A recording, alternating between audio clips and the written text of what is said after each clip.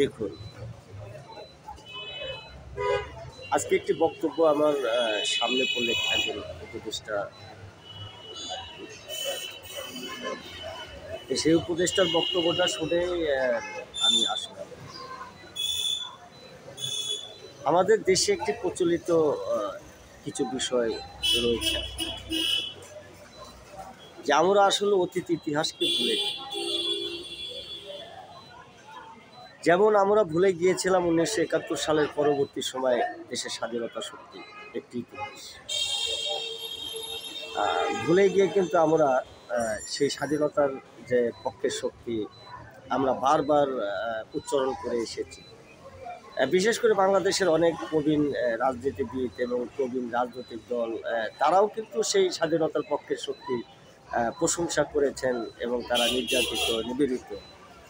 কিন্তু ইতিহাস আমরা কখনোই চিন্তা ভাবনা করি। আমরা কি দেখলাম? সেই ইতিহাসের একটি বহিঃপ্রকাশ 2024-এ এসে যে দীর্ঘ 16 বছরের যে একটি রাজনৈতিক অস্থিরতা, সেটি কিন্তু আমরা কিন্তু দেখলাম যে খুন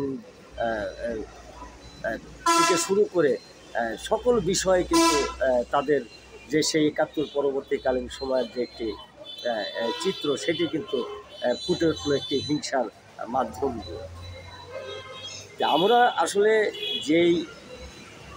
যেই সংগঠনই আসলে দেশের 2024-এর জন্য সহযোগিতা করুক এবং যেটাই করে থাকুক, আমাদের আসলে এই বিষয়গুলো কিন্তু প্রতিটি মানুষের আজকে নজরে আসার প্রয়োজন যে আমাদের আসলে অতীত ইতিহাস এবং সেই অতীত ইতিহাস কিন্তু একজনের প্রশংসার মধ্য দিয়ে কিন্তু সেটি শেষ হবে না।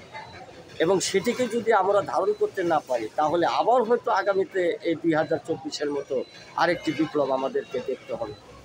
তো সেই দিকগুলো চিন্তা ভাবনা করে আসলে যেহেতু গুরুত্বপূর্ণ পদে থাকার ব্যক্তিদের আলোচনা ওইভাবেই আসা প্রয়োজন আমি মনে করি।